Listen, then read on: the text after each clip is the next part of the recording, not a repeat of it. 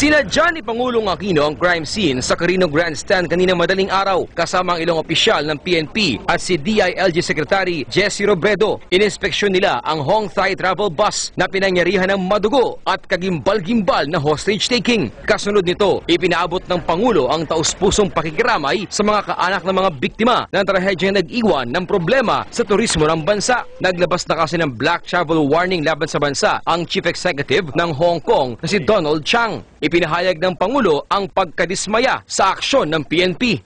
In this particular case, the unit that eventually did the assault had to undertake what they call a hasty assault. The unit that has more capability was not in position closest to the bus at that particular point in time. Pino na rin ng Pangulo ang naging coverage ng media.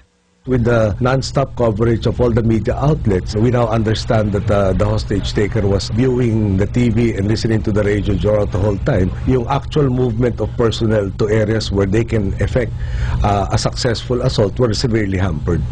Pero ang ilang mamamahayag, kinestyon ang tila natagalang pagharap ng Pangulo sa publiko mula nang pumutok ang hostage crisis kahapon ng umaga. Sabi naman ng Pangulo, nakamonitor siya kahapon at nakikipag-ugnayan kay DILG Secretary Jesse Robredo.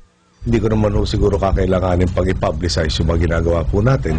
May hamon naman sa Pangulo ang pamilya ni SPO2 Gregorio Mendoza na inilarawan ni Pinoy na isa sa nagpagulo at nagpalala sa negosasyon.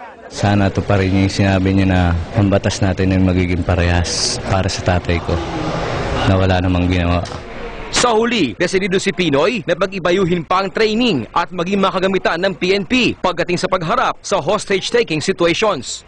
At habang nakatutok ang buong mundo sa kagimbal-gimbal na trahedyang ito na dumating sa ating bansa, umaasa naman ang mas marami ngayon na sa mga darating na panahon, mas mararesolba ng tama ang ganitong klase mga hostage crisis, lalo't buhay ng tao ang nakasalalay dito.